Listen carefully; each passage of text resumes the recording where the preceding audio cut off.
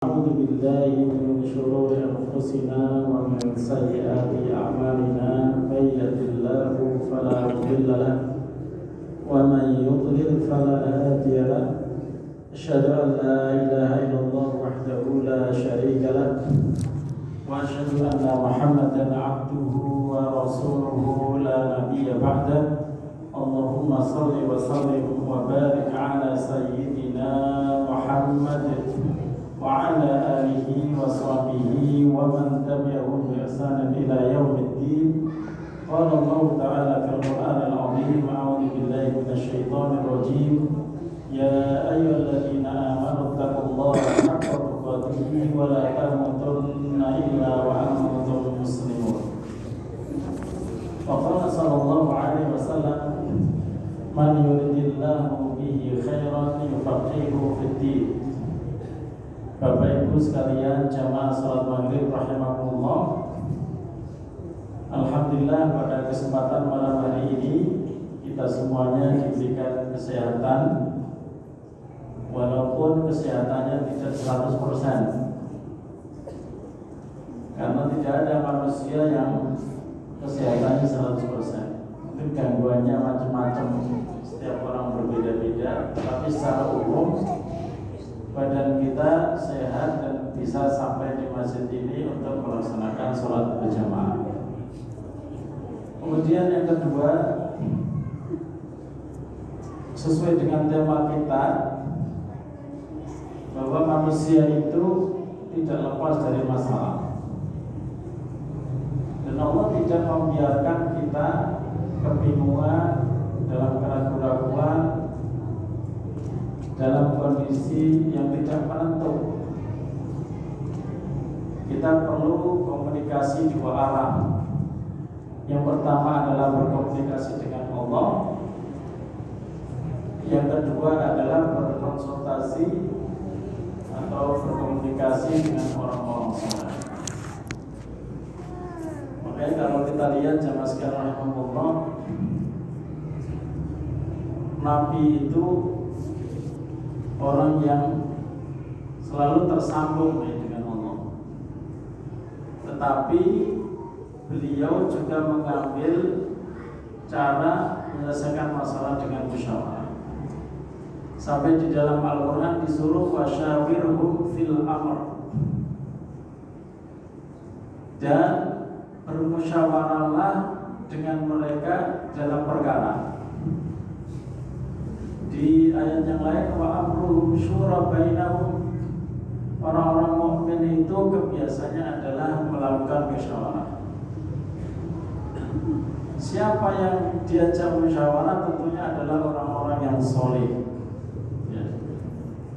Jadi antara istikharah, yaitu thalabul khiyarah minallah, ingin mendapatkan pilihan dari Allah dengan petunjuk Allah, pada sisi yang lain juga melakukan istisyarah atau konsultasi kepada orang-orang yang soleh. Kalau kita lakukan dengan baik dalam urusan kita dua hal ini, insya Allah kita akan bahagia. Kita tidak akan kekurangan orang baik di sekitar kita, walaupun jumlahnya sedikit. Yang paling banyak tentunya di rumah-rumah Allah, di masjid-masjid Allah Subhanahu wa Ta'ala. Banyak yang sering mereka itu konsultasinya kalau ada urusan itu kepada psikiater. Ya boleh-boleh saja, tapi yang paling tepat itu adalah beristikharah dengan atau beristisyarah dengan ahlus sholah wa taqwa, kata Imam Nawawi, yaitu konsultasi kepada orang yang baik dan orang yang bertakwa. Orang yang baik yang dimaksud tentunya mereka yang berilmu dan punya akhlak yang baik. Karena apa? Karena mereka punya firasah. Firasah itu firasat kalau kita. Kata Rasulullah, ittaqu firasatal mu'min, takutlah kepada firasat orang mukmin, fa innahu yanzuru binurillah, karena mereka melihat dengan cahaya Allah Subhanahu wa taala. Rasulullah SAW mengajarkan di dalam perang itu, khususnya misalnya dalam perang Badar, Rasulullah berbicara dengan Abu Bakar, berbicara dengan Umar bin Khattab mengenai masalah tawanan. Enaknya tawanan ini diapain? Abu Bakar yang melihat bahwa ya ini saudara-saudara kita sendiri yang memerangi, walaupun mereka orang-orang kafir, tapi masih ada, kalau diurut-urut itu masih saudara. Kalau gitu tebusan aja, nggak usah dibunuh, dilepaskan, minta tebusan. Kalau Umar bin Khattab jangan, kalau diminta tebusan mereka akan menyusun kekuatan lagi untuk memerangi kita. Akhirnya Rasulullah mengambil pendapat Abu Bakar karena lebih manusiawi. Itu perang, yang namanya perang dengan, kalau dihitung-hitung dengan saudaranya sendiri. Akhirnya memilih pendapat Abu Bakar, yaitu dengan tebusan, dilepaskan. Sampai akhirnya turun ayat di dalam Al-Quran yang menjelaskan tentang itu, yaitu maka nalil Nabi ayyakuna lahu usara. Tidak boleh ya Nabi itu membiarkan namanya itu dilepaskan begitu saja. Ayyakuna lahu asra, tidak boleh ya ada tawanan yang masih hidup. Sampai kemudian Rasulullah sallallahu alaihi wasallam mengatakan kalau seandainya ada adab yang selamat itu cuma Umar. Kalau seandainya Allah itu menentukan ya, sebuah keputusan karena kesalahan yang dilakukan iskandar ini, maka tentu yang selamat itu hanya Umar. Yang benar adalah karena musuh itu sangat tentu mengancam eksistensi umat Islam, terutama di awal-awal. Makanya harusnya cukup bunuh, bukan dilepaskan. Jamaah sekalian rahimakumullah, Rasulullah juga pernah ketika di tengah perjalanan meminta pendapat dari seorang sahabat, tempat kita ini sebenarnya di mana? Di sini aja, kata Rasulullah. Kata sahabat itu, ya Rasulullah, apakah keputusanmu ini itu adalah wahyu? Memang Allah nyuruh kita ini bermarkas di sini, ataukah khid'ah, ataukah itu strategi perang? Itu strategi perang. Kalau strategi perang bukan di sini, tetapi di sana. Dan Rasulullah sangat terbuka, ya sekali lagi Pak. Itu Rasulullah SAW. Tidak kemudian Rasulullah itu otoriter dengan wahyu yang setiap saat bisa turun. Ya, tidak. Rasulullah itu memberikan celah untuk yang namanya bermusyawarah dengan orang-orang yang baik. Pada saat yang lain istikharah, meminta pilihan dari Allah Subhanahu wa taala. Saya mau nanya jamaah sekalian, jangan sampai yang namanya istikharah itu hanya untuk mau menjalani nikah. Dulu jenengan istikharah itu dalam rangka apa gitu? Oh, calon ya. Ini calon ya. Pilihannya banyak. Boleh. Jadi dulu saya pernah istikharah. Dulu hanya untuk menikah ketika ada pilihan antara ini dan ini. Gitu. Dan Rasulullah SAW memang menjelaskan secara detail. Karena Nabi SAW yu'allimuna istikharah kama yu'allimuna al-Quran. Bahwa Rasulullah mengajari kami istikharah itu seperti mengajari kita Al-Quran. Kenapa? Karena di saat seseorang itu berada di dalam keraguan-raguan, kebimbangan, maka perlu petunjuk dari Allah Subhanahu wa taala. Walaupun yang namanya petunjuk itu tidak harus muncul di dalam mimpi. Saya kasih contoh ya.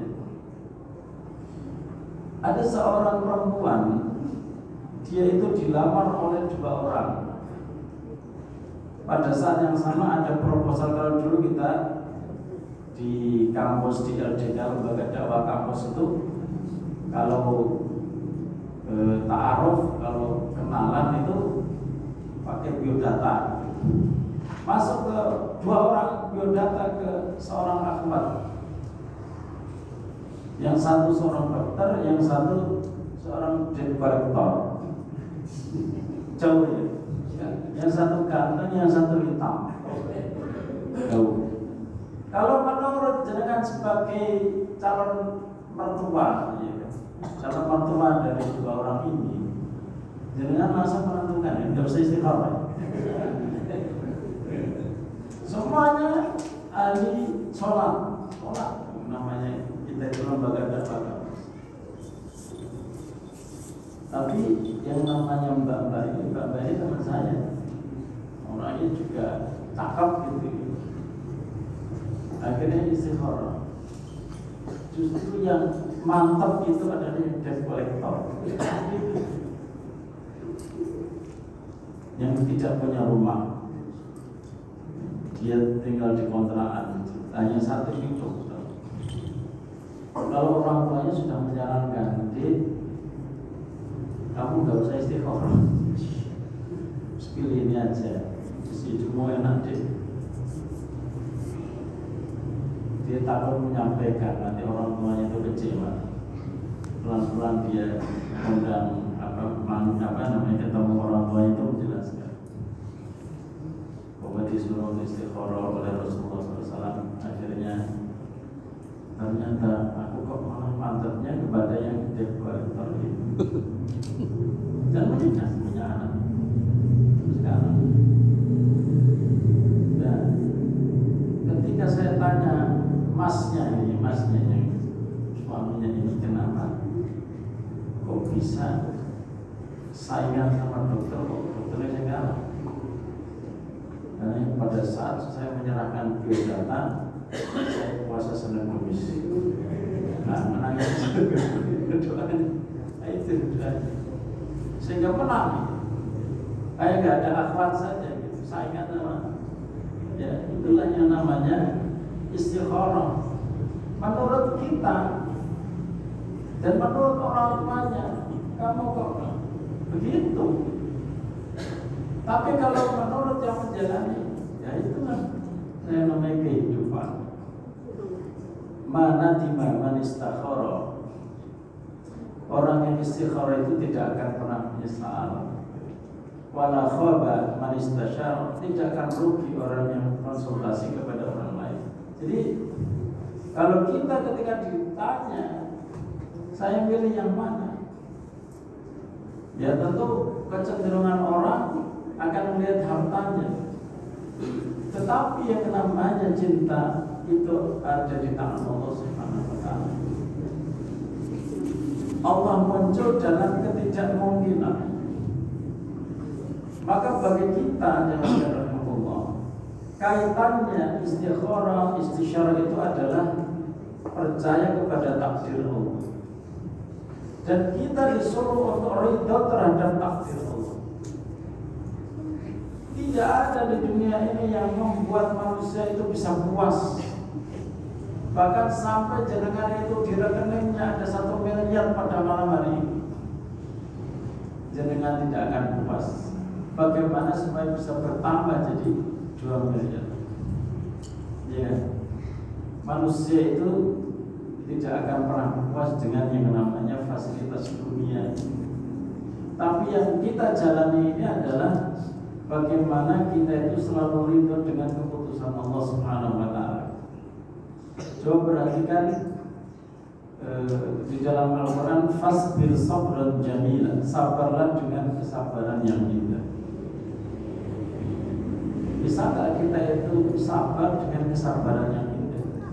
Yang dijelaskan oleh ulama tafsir, kesabaran yang indah itu adalah ada syakwa min alamil balwa, yaitu tidak mengeluh sedikit pun karena sakitnya ujian. Gitu. Jadi muamalahnya itu nanti adalah supaya kita ridho dengan pilihan Allah, supaya kita ini ridho dengan takdir Allah. Dan itu puncak dari keimanan yang nomor 6, beriman kepada qadar dan qadar. Dan orang akan bahagia kalau beriman dengan qadar dan qadar. Dan dia tidak akan kecewa, dan dia tidak akan mengeluh. Jenengan kalau sakit kok keluar kata aduh, itu sebenarnya sudah menciderai yang namanya kesabaran yang Imam Ahmad ditengok sama sesama ulama hadisnya, ditengok sama temannya, bergerak dikit terus bilang aduh, maka temannya bilang sekelas dirimu Imam Ahmad, sejuta hadis saja kamu hafal, kok sakit kayak gitu aja bilang aduh. Nah kita ini kira-kira gimana posisinya ketika Allah Subhanahu wa ta'ala menguji kita dengan hal yang sangat buruk menurut kita, tapi sebenarnya bahwa ujian dari Allah itu tidak ada yang buruk, karena bagi seorang muslim ujian itu pasti pertama kenaikan derajat di sisi Allah, ya, karena coba dengan pelajari ujian yang ditimpakan kepada Nabi Ibrahim, tidak pernah selesai, tapi dipuji oleh Allah. Wa idibtala Ibrahim rabbuhu bi kalimatin fa atammahun, dalam surat Al-Baqarah itu. Ketika Allah memuji Nabi Ibrahim, dan Nabi Ibrahim itu sukses dengan ujian itu, fa atammahun, sukses semua. Bapaknya kafir, ya. Itu ujian,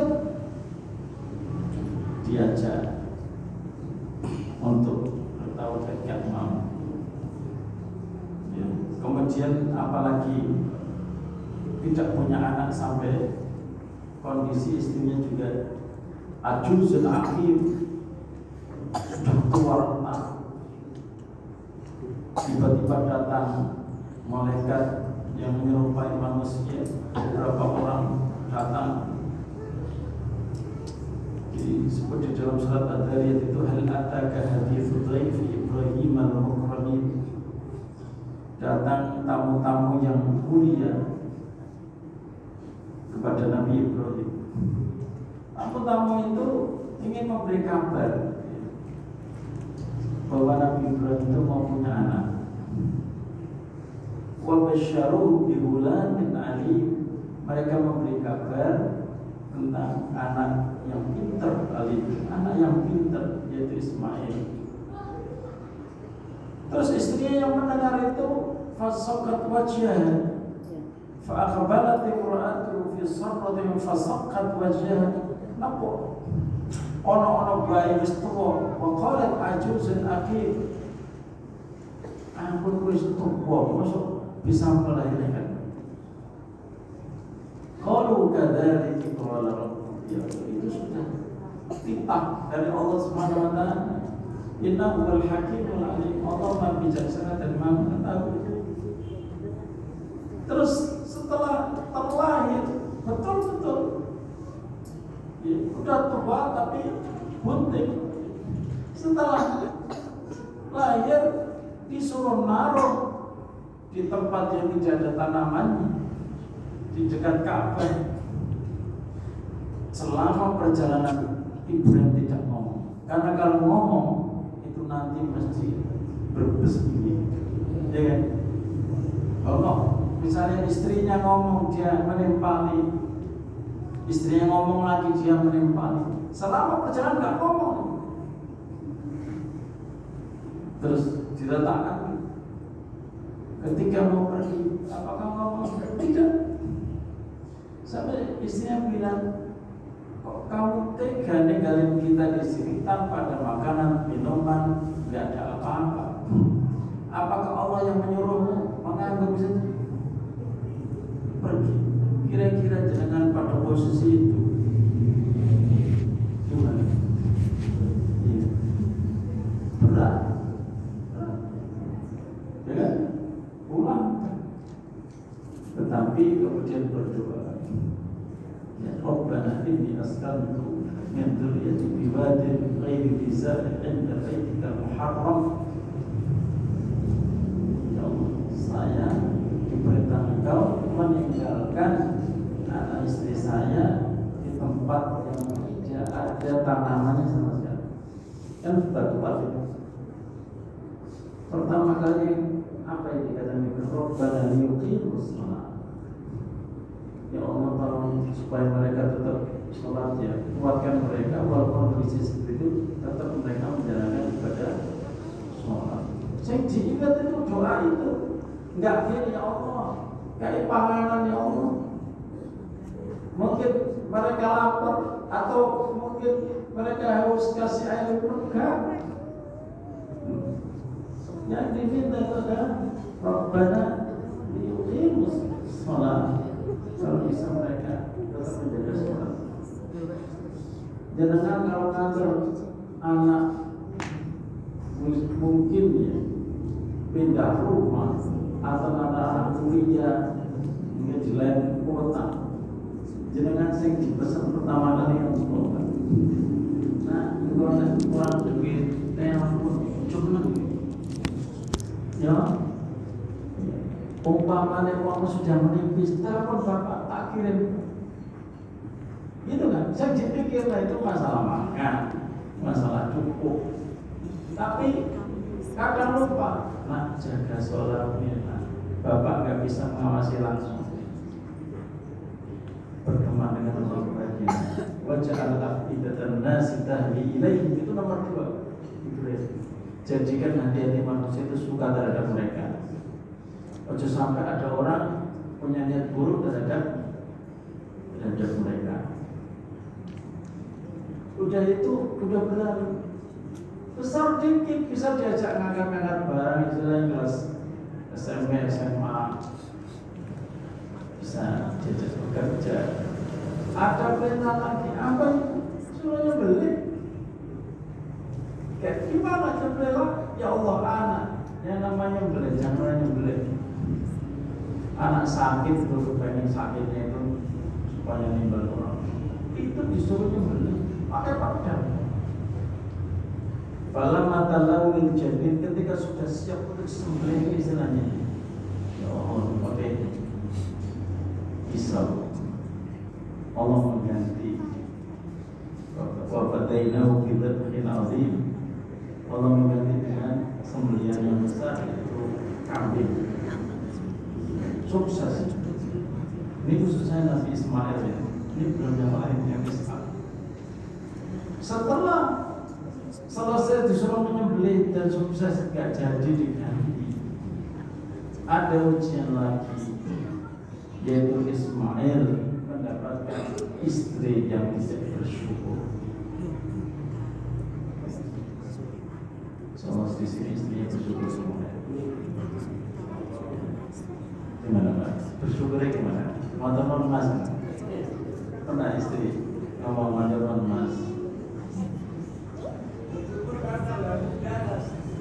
Bersyukur ya. Kalau tanggal tua itu sudah mulai terasa. Ya.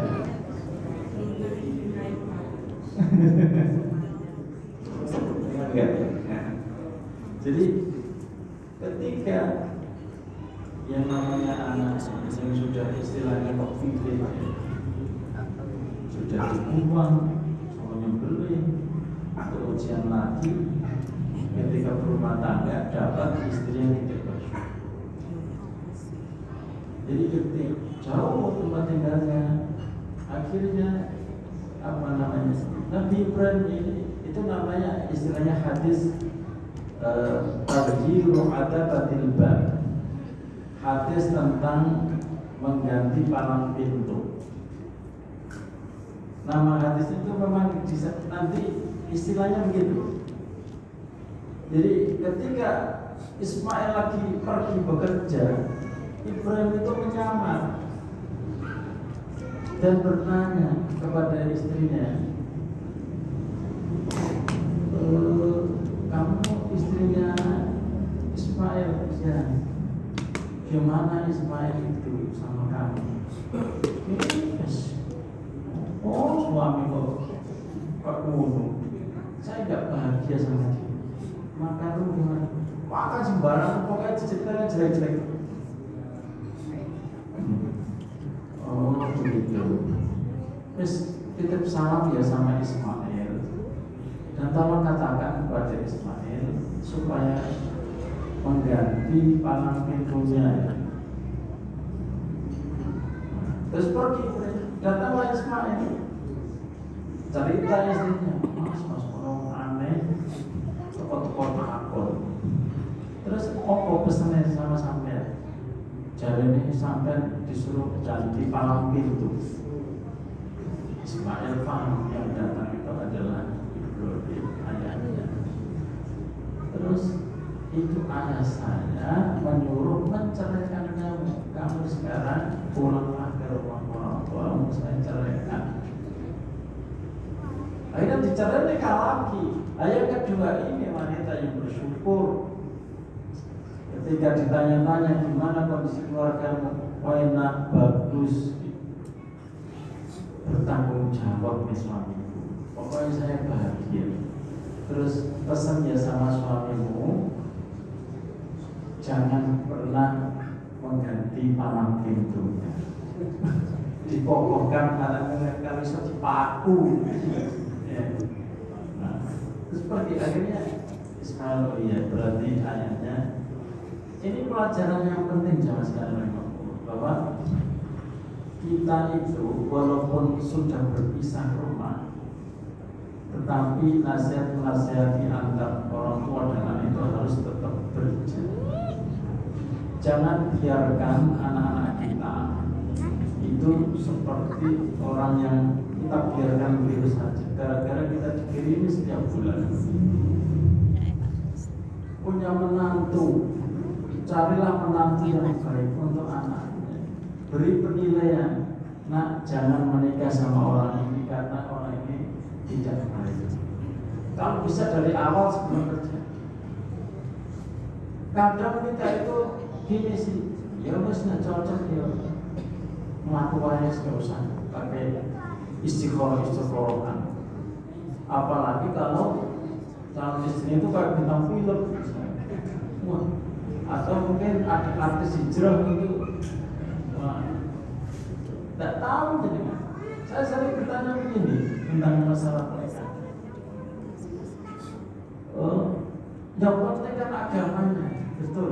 Tetapi kenapa para ulama menceritakan bahwa faktor yang mengokohkan rumah tangga dan membuat harmonis tidak hanya masalahnya, tetapi kebiasaan itu juga penting. Teman saya menikah dengan seorang wanita dari Mesir, hidungnya bangkit, ya. Tahu ini terakhir orang Mesir, hidungnya bangkit, tinggi, semampai. Istilahnya kalau kita itu berpikir Arab, jangan sekali orang. Apa yang terjadi? Kira-kira istri itu mau makan apa? Pecel? Kan nggak mau teman ini. Atau makan sayur asem? Nggak mau. Atau disuruh ayo masak? Ya kan bisa. Tiap hari itu minta ayam, dan ayamnya diminta itu 1 ekor. Bapaknya sama bilang, nah tiap hari 3 kali 1 ekor terus, bapak ini bisa gimana? Bapak bisa bangkrut ini.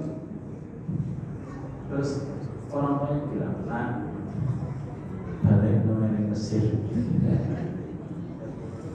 Jadi faktor itu tidak ada masalah agama, tapi kebiasaan. Kenapa orang tua kita itu kadang menjodohkan? Walaupun rotok rasa dikit menurut kita, tapi kadang contoh ambil orang tua yang enak bermuamalah sama mertua, diajak ngobrol, klik, itu lebih penting dari hanya sekedar wajah. Kemudian ya betul agama yang bagus itu salah satu pilihan, tapi tidak jaminan bisa membuat rumah tangga itu menjadi sejahtera. Itu jamaah sekalian rahimahullah. Salah satu contoh kesabaran yang harus dibangun dalam kehidupan kita, yaitu tadi melalui pintu apa? Istikharah. Dan di dalam hadis tentang istikharah, sebuah hadis panjang di mana Rasulullah SAW itu mengajarkan doa. Siapa yang masih hafal doanya? Itu istikharah. Allahumma inni astakhiruka bi'ilmi. Jadi kan biasanya kalau istikharah pakai doa Arab apa pakai bahasa Indonesia? Allahumma inni astakhiruka bi'ilmi wa astaqdiruka bi qudratik wa as'aluka min fadlika al-'azim fa innaka taqdiru wa la aqdir wa ta'lamu wa la a'lam innaka anta allamul ghuyub. Allahumma in kana hadzal amr khairun li fi dini wa ma'ashi wa akibati amri ajili wa ajili aw ajili fayassirli wa barik li fi wa in kana hadzal amr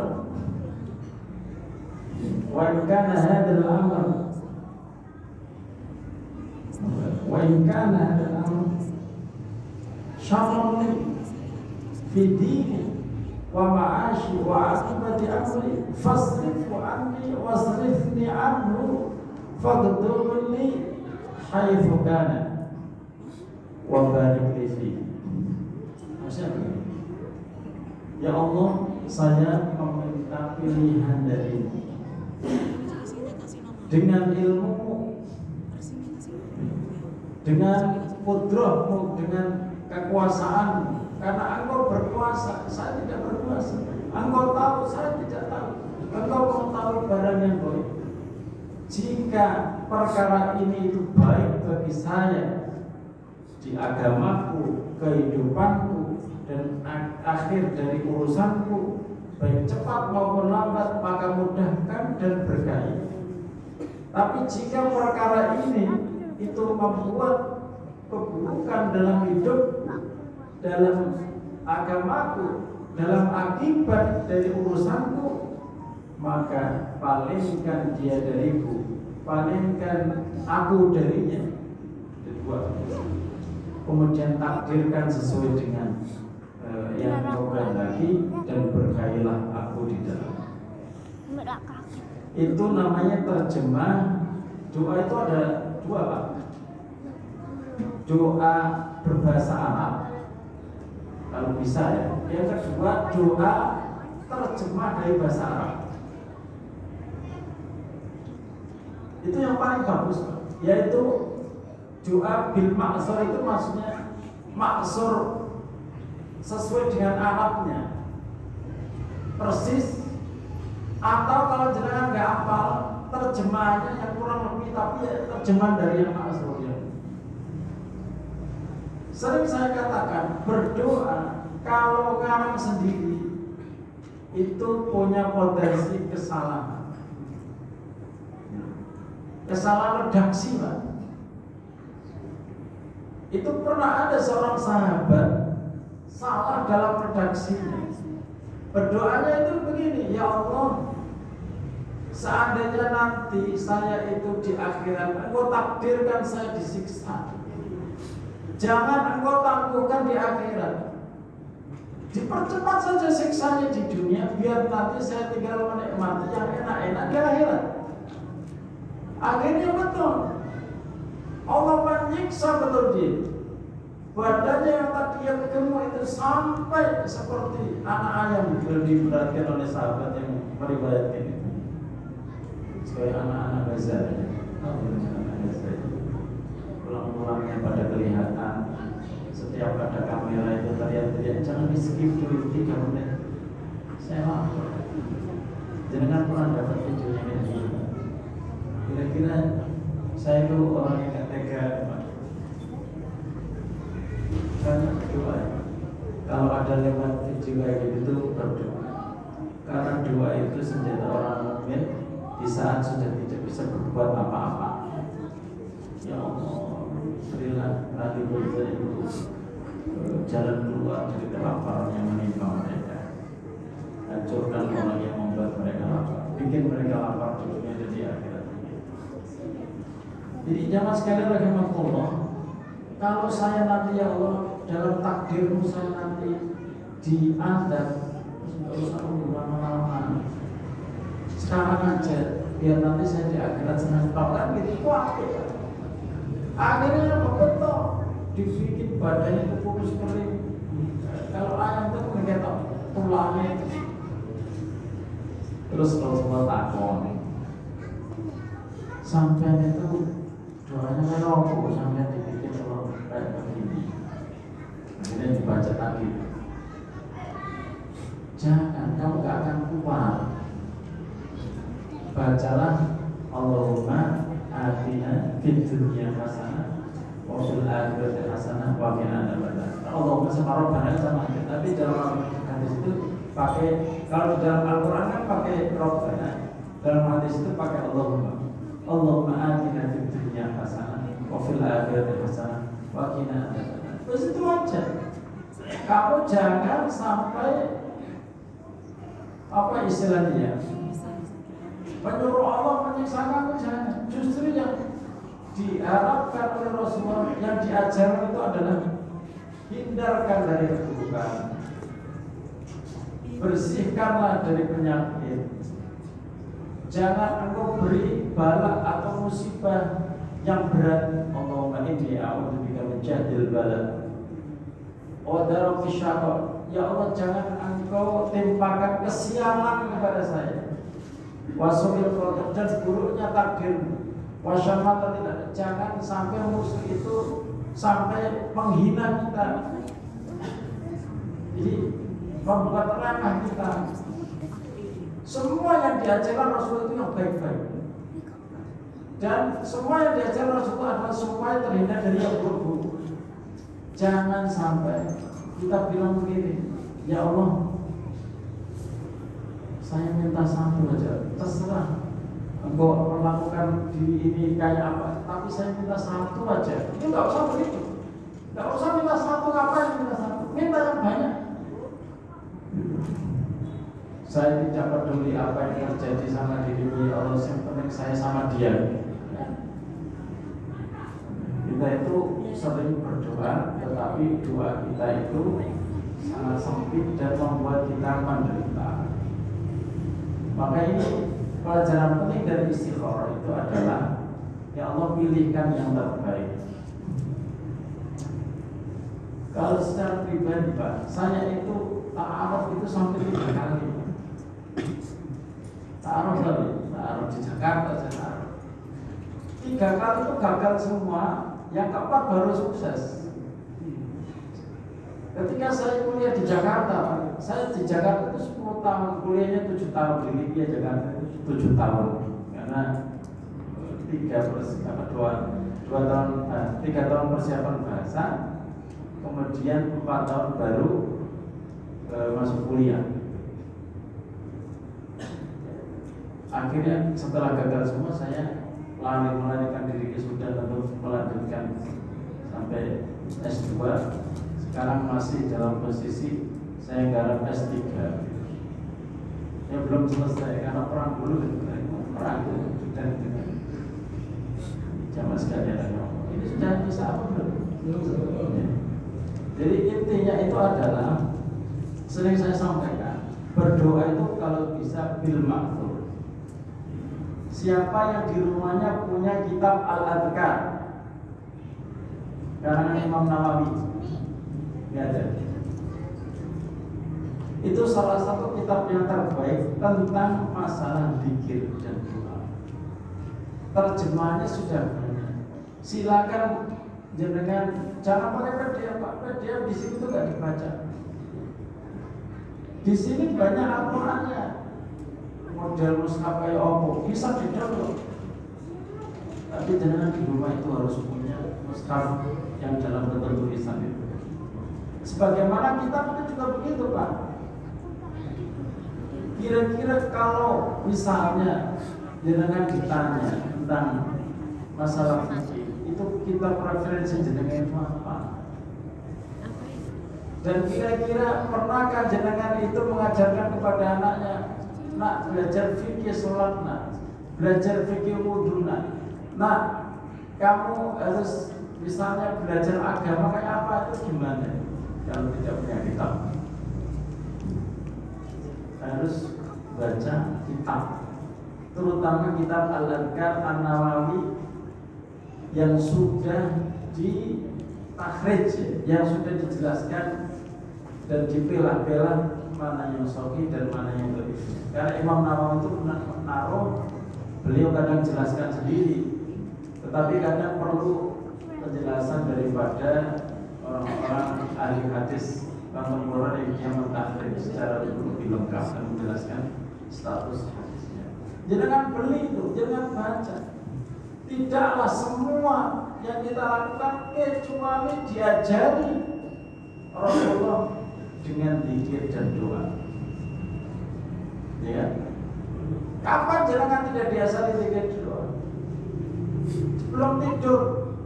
Jenengan kalau membaca doa atau zikir sebelum tidur, dilaksanakan semua, jenengan pasti nggak tidur. Ya. Tidak hanya bismikallahumma amutu wa ahya, ada yang bismikallahumma ahya wa bismika amutu. Saya memilih bismikallahumma amutu wa ahya. Tidak hanya begitu. Rasulullah bilang, Iqra al-Kafir, surah al-Kafirun, fa innaha bara'atun minasyirki, karena surat al-Kafir itu membebaskan dari kesyirikan. Itu termasuk surat Al-Kahfi, itu termasuk surat yang disuruh untuk membaca sebelum tidur. Sebelum tidur aja banyak, Pak. Makanya secara umum jamaah sekalian rahimahullah, ayo kita ini dekat dengan Allah dengan banyak berdoa dan berzikir, dan mudah-mudahan tadi sesuai dengan tema kita bahwa istikharah yang terbaik itu dengan doa yang maksud. Seandainya jenengan itu tidak hafal, bisa dengan terjemahannya kurang lebih ya. Karena apa? Yang diajarkan Rasulullah SAW dengan lafal itu adalah lafal yang terbaik. Dan mudah-mudahan kita semuanya dijadikan diri kita selamat dari setan ketika kita banyak berdoa dan berzikir dalam kehidupan. Kemudian yang kedua, banyaklah konsultasi kepada ahli ilmu, karena di tangan mereka lah ajaran agama dititipkan, karena mereka adalah pewaris para nabi. Aku lupa dia wastagfirullah wa lakum. Subhanallahumma wa bihamdika asyhadu an la ilaha illa anta astaghfiruka wa atubu ilaik. Assalamualaikum warahmatullahi wabarakatuh. Waalaikumsalam.